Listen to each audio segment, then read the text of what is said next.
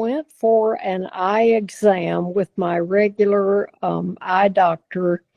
Happened to go on a day that I was having incredibly bad nystagmus. The doctor took one look at me and said, "Gerry, I can't possibly examine your eyes. The nystagmus is so bad, you've got to see a different neurologist." The first being when we checked her eyes, we saw a nystagmus.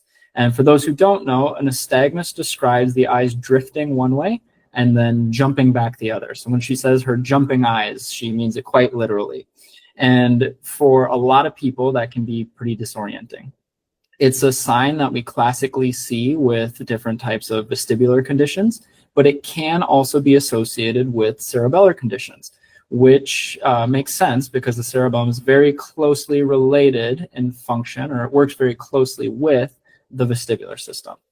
And so we saw right away Gerry had a nystagmus, not only when we put her in the dark and we're watching her eyes with cameras, but even when I was looking at her face to face, you could see her eyes just jumping away.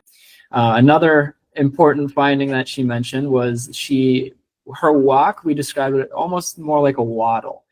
She was very wide base gait, and she was not exaggerating when she said it. It looked like she had had one too many. What was really interesting with really all the findings in Gerry's exam that were positive, many of which were cerebellar in nature, they all got better if we had Gerry do something called dual task, which is basically, it's kind of like multitasking, or you can think of it as walking while you chew bubble gum. We give you something to do to occupy your brain while you are also doing another task.